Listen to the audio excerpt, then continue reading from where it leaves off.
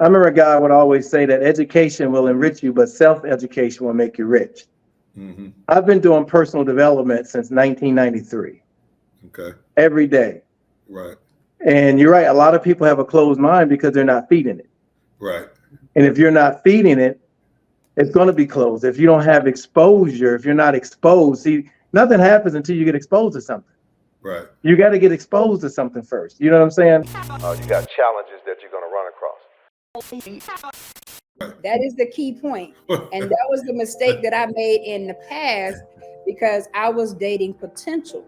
I wasn't dating people who came to the table with the ability to lead me how I needed to be led. Now, you all may be thinking, oh, lead you, what does that mean? He has to be the head. He has to be a provider. He has to be all these things because I know what I bring to the table. I know that I'm going to help elevate you. I'm here to enhance your life, not to take anything away. So that's what I need as well. And I realized there's been one relationship, and again, this is with me doing some work on Kai, that I was in, that was a horrible relationship, but I stayed in it because that was the only person that elevated me. So I allowed the elevation and how we were able to do and build and grow to blind me from all the things that were so visible, and that I should have turned away and walked away from years prior. Right, right. So, Clarence, what do you think about that? I agree. You know, sometimes people. Wait a minute. Have you met females, ladies, that you feel are too assertive or too aggressive? Not aggressive, but too assertive. Yeah, I have. They're using now since what's his name? I have met. Which I don't believe in alpha females, but that's what they say now. Alpha females. Right. I have met, I guess if you think about the term alpha female, see, doesn't necessarily always mean it's from the negative. Right. Some women are kind of like bossy and stern, and sometimes that's basically their culture. Like certain people with certain ethnicities, certain cultures are real aggressive. I'm not going to say, you know what I'm saying, but some are real aggressive. And if you don't know how to interpret that, you can interpret it the wrong way. You know what I'm saying? Right. I have not run across that a lot, but I have run across very aggressive women, very assertive women.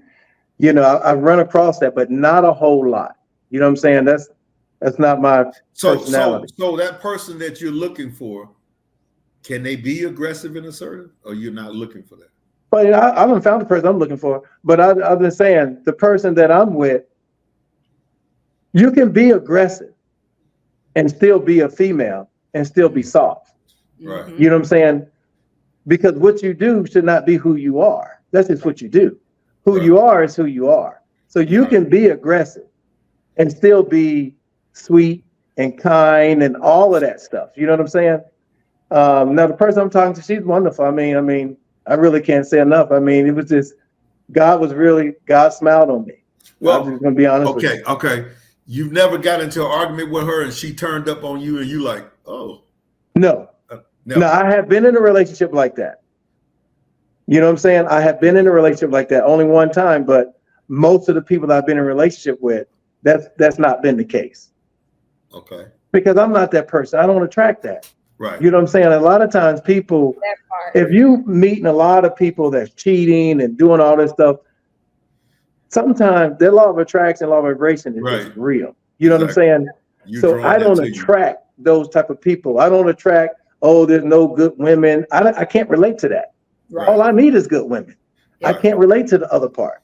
Right. So, but no. Let me tell you something that I heard today from a young lady. We were sitting after a meeting where we had gathered today, and she was talking about going out on dates with men. And Clarence, you don't drink. I don't know, Kai, you drink wine, right? Okay. So she said, if you sit down with a guy and he orders a Long Island iced tea, you know he broke. You know he goes spend money. I said, why? She said, nobody drinks. That's back in the college days. She said, that's got 5 different alcohols in it. Something like she said, it's crazy. It's cheap. And they said that's a red flag right there. If you think somebody's going to have some money spent, if he orders a Long Island iced tea, and I don't know what I don't drink. So, Kai, do you understand what she meant by that? Yeah, I've never tasted alcohol, so you got to tell me, Kai. So here's what I will say. Perception, again, is everything. That doesn't mean that this person is short on funds. Right. I'm not going to, I don't like to say broke. Going to say broke, It doesn't mean that that person isn't in a good place financially. That could probably be his manageable drink, meaning he can drink those and still be able to entertain, have great conversation, XYZ, and not get tipsy. He's built up a tolerance for that particular drink. Right. You may want to shift it and say, well, have a glass of wine with me. Wine may take him over the edge because that's not something he's used to. I got you. So it doesn't necessarily mean that person is broke. That's now, are there other drinks out there? Yeah, that you probably think they would drink, but it also depends on age. That's a drink that a lot of us that do indulge in adult Kool-Aid may have tried when we were younger. Will I drink a Long Island iced tea now? No, but did I drink a Long Island iced tea when I was in my 20s in the Marine Corps? I did. Right. Okay. I don't know too many people now around my age that drinks a Long Island iced tea. Most of the times they'll drink an old fashioned or something like that. But, to each his own. Sometimes I may I call it a Kool-Aid drink, which is like an amaretto sour, because I know if we're sitting out and we're having a good time, or I can literally have me a ginger beer which is no alcohol at all, and sit and enjoy a great conversation or have dinner or whatever, and I'll just tell them to put my ginger beer in a certain type of glass, and that is non-alcoholic. So that it doesn't. I don't look at people or I'm not. First of all, I'm not one to judge on anything. Right. I'm very attentive, but I'm not going to look at someone and say, "Oh, he's broke," because that is a problem that we have, and I'm going to say this: that's a problem we have in our community, and the reason I'm saying our community is because people will start to make money and feel that they have to wear their money. They feel that they have to go to a certain restaurant. They feel that they have to do all these things. When you're dating, you're literally just going out to get to know someone. I want to see how you are. Like for me, I look at how you are with other people. I'm looking at your character. Do you thank the waitress? Do you tip? Do you this? Do you that? I'm paying attention to all these things, and I'm hoping you're paying attention to that with me, because those things are very important. I'm going to see how you greet the waitress when she brings you your Long Island iced tea. You know what I'm saying? So I think people have things, people's perceptions are different in what it is you're looking for. So to that young lady, I don't know what she's looking for. I don't know her age group, but the older you get, you become very clear on what it is you desire, what it is you need, and effectively communicating that as you're dating and getting to know someone. And what a person drinks really shouldn't matter. What you drink, how do you treat me? Yep. Right. How do you talk to me when, if we have some disagreements, you know what I'm saying? Right. It's the real stuff. What you drink, what you wear, if you give somebody your phone number based on what they look like, if you're attracted to them, but you can be fooled by, he took me here or she took me there. You have a lot of people that have money that don't show it. Right. A lot of people that have money that don't show it. Right. So, but if you take your time to get to know the person, give me your last thoughts on this subject, Kai, and you and Clarence, and we got a couple of more topics I want to talk about. So what's your last? I'll go first this time since she went first. All right, go ahead. I think online dating is okay. Because at the end of the day, you're still dealing with people. Wherever you go with you. So the same people that's not online, they're on Facebook, they're on Instagram, or if you get in their inbox or whatever, you're still dealing with people. And if you met folks that was crazy offline, you probably meet some online that was crazy. Mm-hmm. So that doesn't change. You just meet a whole lot more. You know what I'm saying? I think people are easy to be faker online than it is in person. So at the end of the day, you're dealing with people. And I do believe the universe will bring you what you truly desire. But that's a whole different subject. The same thing with success and money and health and wealth. That's just what I believe on that. Okay. What about you, Kai? For me, when it comes to dating and talking about apps, I think they're great. I think they serve a purpose for many people. And like Clarence was saying, people are going to be people. It doesn't matter where you meet them, where they are. The real them will always come forth, right? You may be able to hide temporarily, but I also feel that you have to, in whatever you do, you have to be intentional and you have to do it with purpose. So if you're on there looking for a long-term relationship, be intentional and be respectful. And here's what I mean by that. I'm not going to waste your time if I don't feel that you're a match for me. I'm not going to play games. I'm not going to, you invite me out. I would love to meet out with you just because I feel like getting out that day. I'm not going to do it. One of the things about me, I feel if it's something's meant to be, when I say I'm not going to waste my time, if we could, and this is just a hypothetical because, we're both dating somebody, but if Clarence and I was to meet on an app and, there was a connection and then we conversed and now we meet out and I might make the initial step to say, hey, what do you have going on Sunday? Because I'm enjoying the conversation and I want him to know that I'm enjoying him just as he's been showing me that he's enjoying getting to know me. And we're both putting forth an effort to get to know someone, to get to know the other person. So I feel apps can be a great thing. There are good people and there are bad people. And they're going to be good and bad regardless of where they are. An app sometimes gives people a way to hide. It gives people, on an app, you have a greater reach in, being able to find your purpose person. Okay. Well, I appreciate that topic. Hey, Valerie, roll that first video. We're going to discuss this right quick.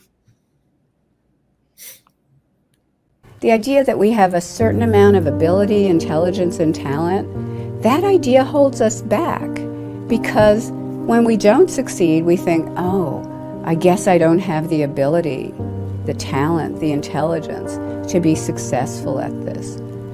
And that fixed mindset always comes out when you're vulnerable, when you're out of your comfort zone, when you have criticism or setbacks, or when someone else is really successful much more than you are. So what are you going to do about that? The first step is to listen to that fixed mindset voice. Figure out the situations that trigger it. To say, no, we are going out of our comfort zone. Yes, we did have a setback, but that's a natural part of learning. Yes, that person is better than you are right now. Find out how they got that way and what you can learn from them. All right, so my first thought on that was, I'm sorry I blocked you, Clarence. All of them gonna be blocking you, man. So, but you back. So my first thought on that is, when you talk to somebody with a fixed mindset, some signs of that is they don't listen to audios that can increase themselves. They don't hang out in different events where they can grow. They don't read. Most fixed mindset people feel like that's who they are and there's no use of doing anything else, and they're not going to grow regardless. And the growth mindset is the person who's trying to do things, trying to read, trying to, increase their visibility and also build the inner person on the inside. So what do you say about that? I'm going to go with you, Clarence, first. I agree with you. I remember a guy would always say that education will enrich you, but self-education will make you rich. Mm-hmm. I've been doing personal development since 1993. Okay. Every day. Right. And you're right. A lot of people have a closed mind because they're not feeding it.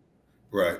And if you're not feeding it, it's going to be closed. If you don't have exposure, if you're not exposed, see, nothing happens until you get exposed to something. Right. You got to get exposed to something first. You know what I'm saying? So, but she's right.